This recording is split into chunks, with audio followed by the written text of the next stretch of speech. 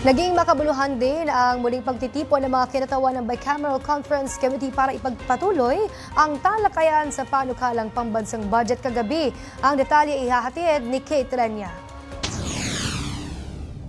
Matapos maantala noong nakaraang araw dahil sa issue sa pondo ng Department of Public Works and Highways, opisyal nang ipinagpatuloy ang ika-4 na araw ng Bicameral Conference Committee meeting. Dinaluhan ito ng ilang miyembro ng Senate panel habang kumpleto naman ang attendance ng House panel. Umabot ng mahigit 4 na oras ang paghihintay bago tuluyang makapagsimula ang sesyon sa Philippine International Convention Center na nag-resume bandang alas 8 ng gabi.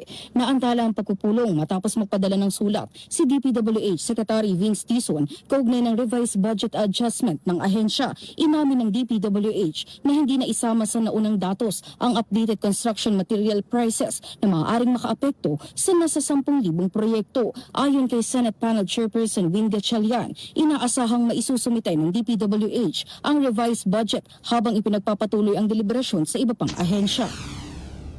But because of the enormous task of applying it to 10,000, and hindi lang applying it to 10,000, dapat magbalanse lahat, no? Importante nagbabalanse. So they needed more time to do this. Kabilang sa mga binigyang prioridad ng BICAM ang AFP Modernization Program at ang karagdagang pondo para sa night rating ng Cauayan, Busuanga at Siargao airports.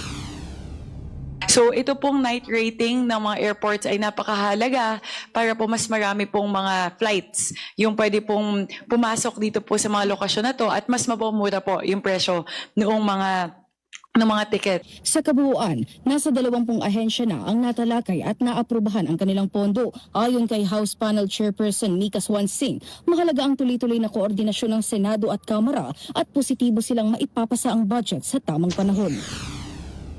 Maganda po kasi yung talakayan Kung nakita niyo po talagang bukas po yung deliberasyon sa pagitan po ng Kongreso at ng Senado. Very active po yung mga BICAM conferees natin. So for us, it's very productive. Ang ganda nga po di ba, may mga lumalabas po ng mga punto na hindi po nakita ng bawat panig dati. So that's the beauty of a collegial body. Nagsimula ang BICAM proceedings noong December 13 at kumpiyansa ang mga mambabatas na matatapos ito ngayong araw, December 17.